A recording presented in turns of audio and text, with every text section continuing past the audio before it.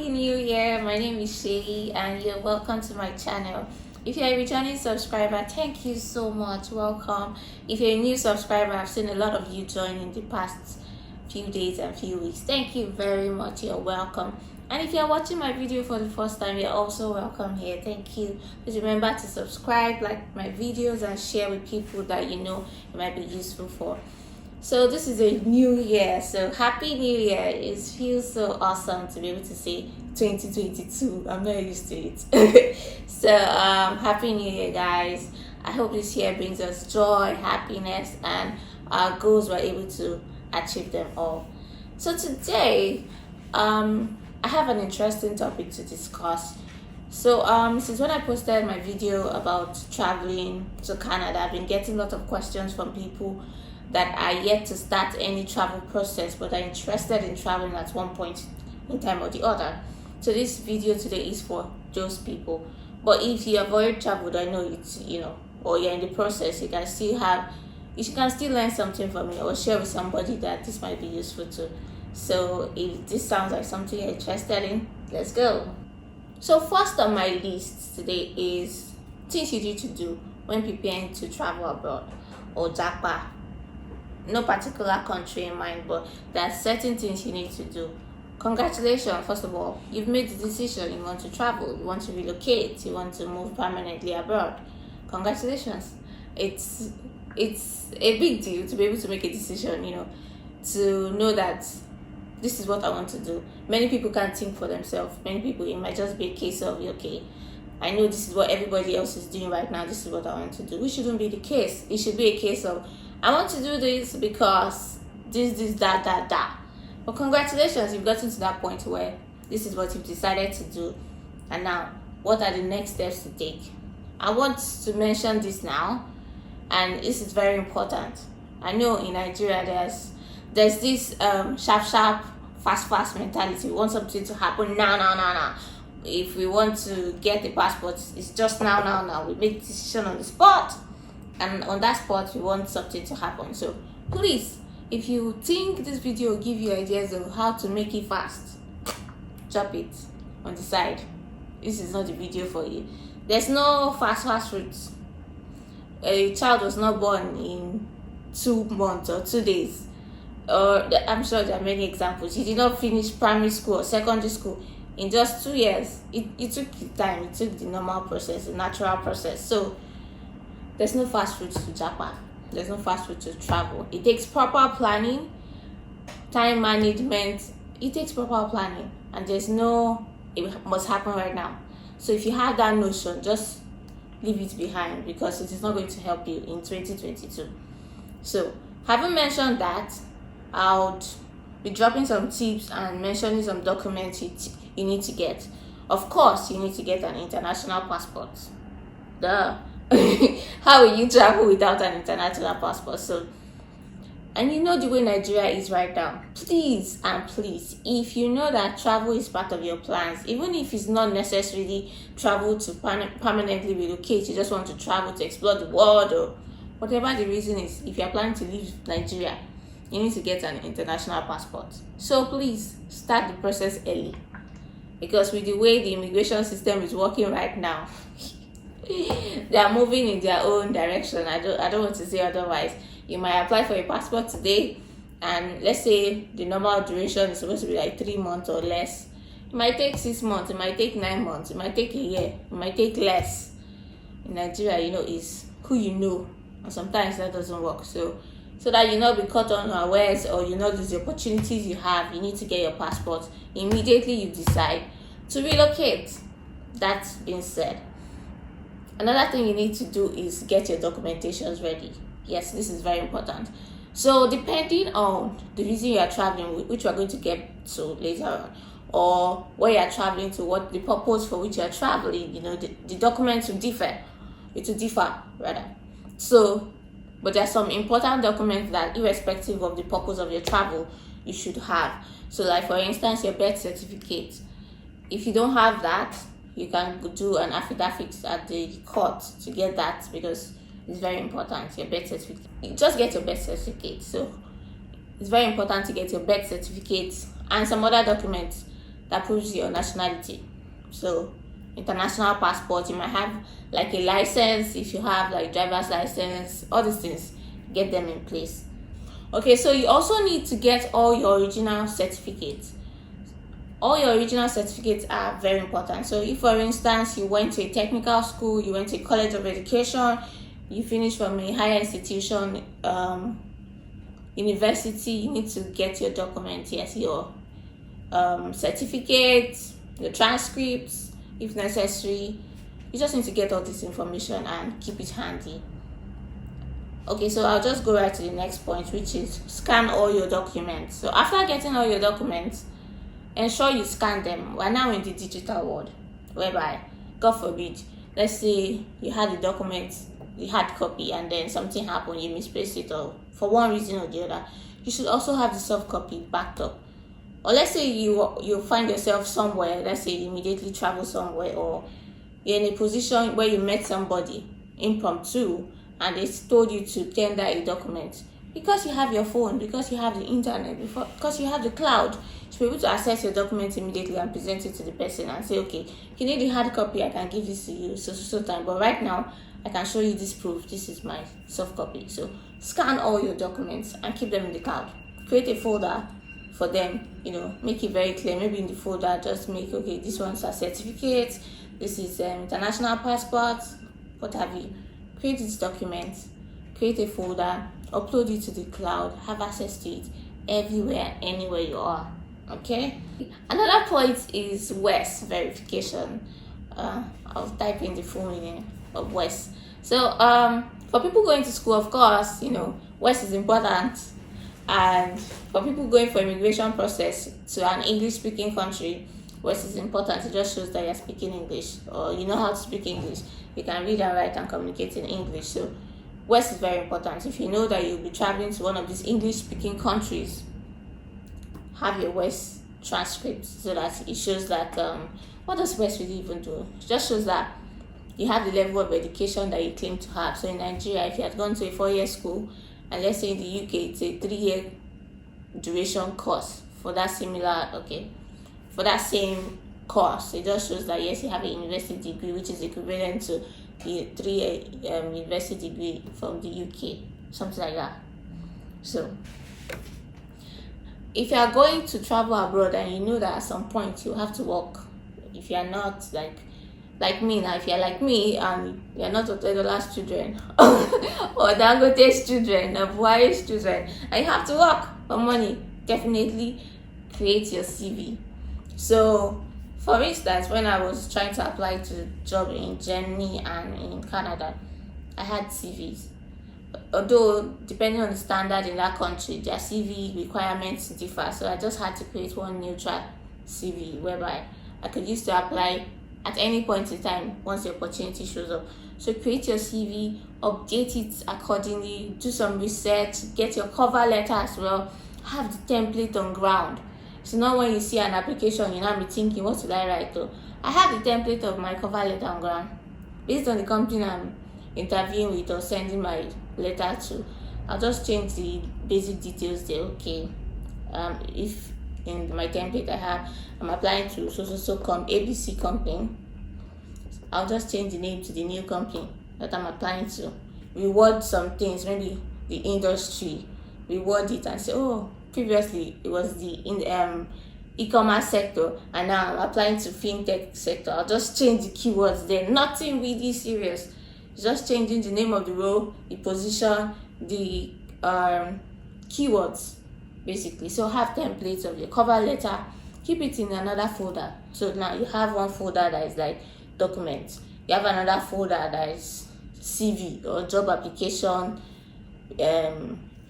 templates. So just have all these things on ground because you definitely need it to apply for jobs. Now let's get to the interesting part, which is the most important part in this our gist, is that you must have a plan. Yes, I said that. You must have a plan.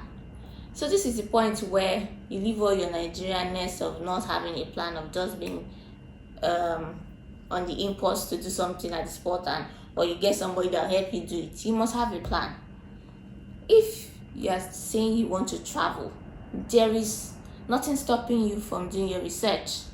There's nothing stopping you from doing your research. And if you know that that's not your forte, you're not interested in doing any research, then be ready to pay somebody who do the research on your behalf. Yes, ready to pay somebody who do the research on your behalf, because it takes a lot of time and effort to find out, the different approaches to travel. So generally, you can travel because you got a job. That must have been that you applied previously and you got a job that gave you a relocation package. You can travel because you're a student and you're an international student. You can travel because maybe you went directly to the immigration process and maybe you became a permanent resident.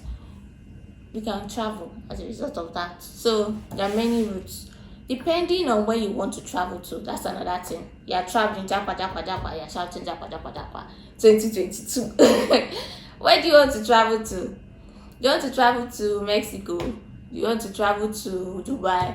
Do you want to travel to Canada? Do you want to travel to the UK? Do you want to travel to the island? Or where exactly do you want to go? You cannot just be shouting japa japa. Have a plan. Okay, I want to travel to Mexico because the weather is similar to Nigeria. Write it down. So from there, what are the things that really interest you. Why do you want to travel? Do you want to travel because you want a better standard of living? Or you want to travel because you want to make money?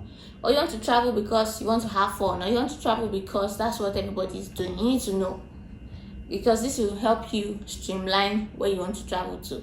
If, for instance, like Femi and I will say, Femi is my husband, you say if you want to travel and enjoy your life, like have a lot of Nigerians around and not feel too far away from home in terms of the fact that you can see many black people, many Nigerians, you can go to the UK. It's close enough to the house. It's close enough to Nigeria. You see a lot of Nigerians, there's Owambe, everything will just be popping. But if you want to travel as far, you want to make money and live large, US is there. US, they make a lot of money. If, for instance, you just want to travel to live comfortably, not really jaye, but you're comfortable enough, you find other locations. I feel like that's where Canada falls into. So, know the purpose why you're traveling. For me, I just got tired of basic amenities not being accessible. So, for instance, why would we still be talking about NEPA lights? In 2022, it just used to annoy me. I felt like I was born somewhere else, It still makes me laugh because, of course, I wasn't born somewhere else where there was 24 hours light, but I just got tired of the fact that electricity is the problem. Right now, living in Canada, where I'm not even thinking about electricity, the fridge is always on. There's always lights. My own is just do what you want to do with your life. So and now I have extra time to do whatever I want to do with my life. So that was just my own basics of, let's have good quality of life. Let's just even have standard living. So if that's what I want, I know any country can work for me. But remember, based on what you want, it's how you do your research. So from there, know what you want. And when you get there, know the type of life you want to live. If you are living like, if you are the Jaye type, Jaye, please go to UK. So that you not feel frustrated when you go to somewhere like Canada and you cannot, there's no social life. Now we're in lockdown. So you get what I mean. So just have a plan. That's one. Then research about that country. Let's say now you have chosen the country you want to go to. Research about the immigration route to that country. Nobody's going to do this for you. The good thing now is that there are so many bloggers, so many Instagram people, vendors, so many YouTubers that talk about this immigration thing. Follow them. It's free. Follow them. Read what they have to say. Find the one that suits you. Of course, it's not immediately you start, you know these things, but gradually you start picking 1 + 1 = 2. You know how it works. So follow them. Write out the plan that works for you and try it out. So don't say because you want to jackpot, everything's all about money. No, it's all about planning. Yes, money is important, but it's all about planning. If you're thinking it will take you 4 years and you're afraid that because of that 4 years you're not going to do that immigration process, my dear brother and sister, in 4 years time, if you don't do anything, you still be where you're at. So because you want to jackpot doesn't mean you should stop whatever you're doing right now. So continue doing what you're doing, and in the process, also simultaneously be doing the other things you need to japa. Okay, so still on the planning part, which is like the most important thing to me. There's no rush. There's nothing like it's going to happen now. You need to plan your finances as well. So if, for instance, you've chosen the Canada PR part, which is like the express entry part, it costs a lot of money. But the truth is that all the money will not be required of you at the same time. Yes, it will not be required of you at the same time.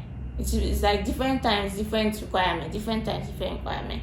But if you are estimating it all, know what each stage requires of you, and know how you are planning to fund it. Sometimes you'll be thinking, because people share immigration stories of how they relocated, you just think it happened all of a sudden overnight. It's not happened overnight. They must have done some proper planning in place. And if you think by the time you jackpot, that's when you know how you eat and drink, you're joking, It's not Nigeria whereby we have paid the rent for 1 year in January. So you know that as rain comes shine, nobody can come and chase you out of your house because you have paid your rent. But here, you pay your rent and your bills every month. Every month. Yes, I said that. Every month.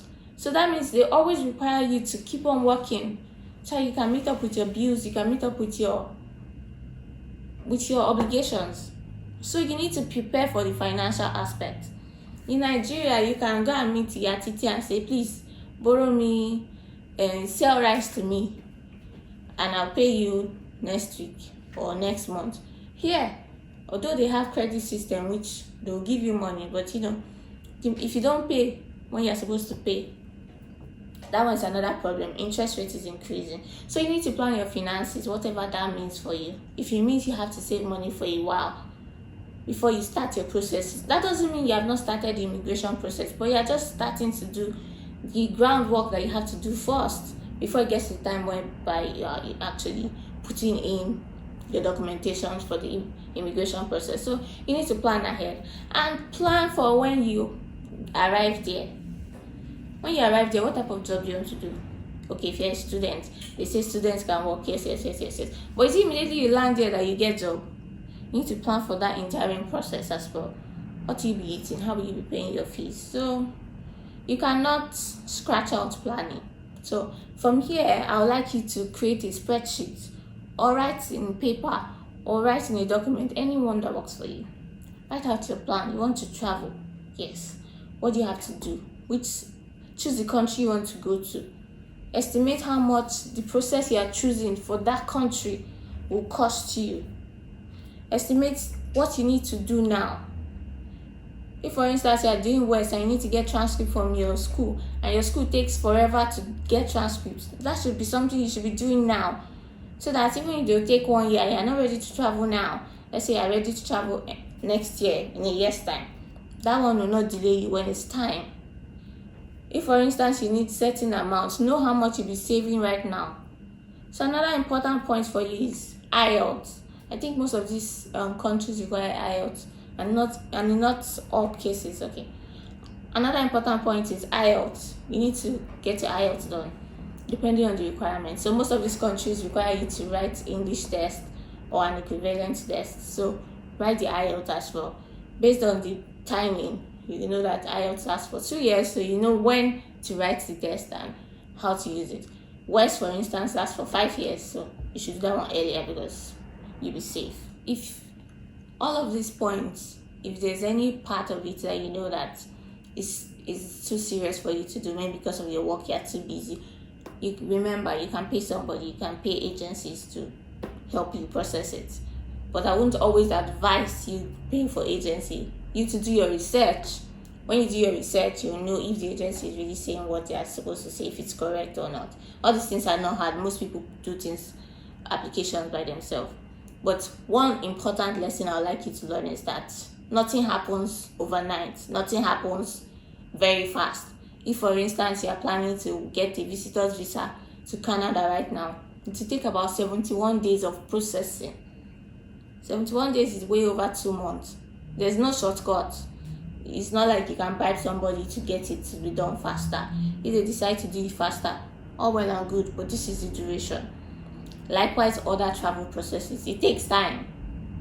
most times it's not just about when you prepare all your documents and you submit. The travel process starts long before you even apply. It starts from the moment you make up your mind. So don't feel left behind. Don't feel like because some people are already traveling or some people have gotten to one stage, you're left behind. No, you're not left behind. Jackpot is not going anywhere. It's not going anywhere. You just need to know, is this what you want to do? Is this right for me? Will I be okay when I get there? What are the opportunities open for me? You just need to plan, basically. There's no rush.